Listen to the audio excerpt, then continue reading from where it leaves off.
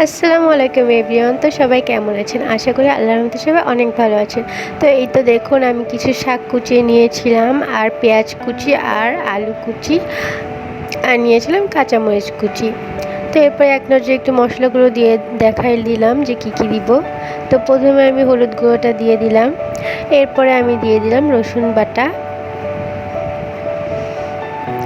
এরপরে আমি দিয়ে দিলাম মরিচ গুঁড়ো, তারপরে এটা হচ্ছে বিট লবণ ছিল আর এটা রান্নার লবণ। তো এটা ছিল চাট মশলা বা চটপটি মশলা আর কি। আর এটা ছিল জিরা গুঁড়ো আর একটু সয়া সস অ্যাড করে দিলাম। তো এটা হচ্ছে কর্নফ্লাওয়ার। কর্নফ্লাওয়ার কিন্তু যে কোনো ভাজা খাবারের জন্য দিলে মচমচ হয়, খুব মচমচে হয় খুব। এরপর আমি সবগুলো উপাদান মিক্স করে নিলাম। তো সেদিন বিকালে একটু নাস্তা খেতে মন চাচ্ছিল, বৃষ্টি হচ্ছিল দেখে ভাজি পোড়া খেতে মন চাচ্ছিল, তার জন্য বানিয়েছিলাম। এই তো এখানে দিয়ে দিলাম চালের গুঁড়া। চালের গুঁড়া দিলে কিন্তু আরও মচমচে হয়, খুবই ভালো লাগে। তো সবগুলো সুন্দরভাবে আমি মিক্স করে নিব। আমি কিন্তু কোনো পানি অ্যাড করতেছি না, কারণ পানি অ্যাড করলে আমার কাছে ভালো লাগে না। আমি একটু হোটেলের মতন করতে চাচ্ছিলাম।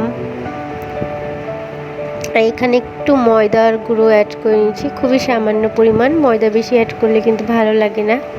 তো এই তো দেখুন আমার ডোটাতে কোনো পানি নেই, একদমই পানি নেই, খুবই শুকনো হয়েছে, দেখছেন? কারণ পানি হলে আমার মনে হয় যে কড়াইতে লেগে যায় এরকম, আর শুকনো হলে ভালোই লাগে, গোলটা করতেও সুন্দর হয়।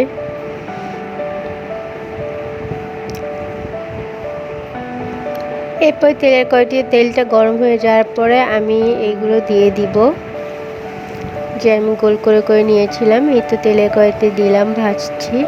দেখুন কালারটা কত সুন্দর আসছে। আমি কিন্তু পেঁয়াজগুলো একটু বড় বড় করে কুচি করেছি। আমি আসলে দোকানের পাকোড়ার মতনই বানাতে যাচ্ছিলাম, দোকানে যে পাকোড়াগুলো পাওয়া যায় ওরকমই,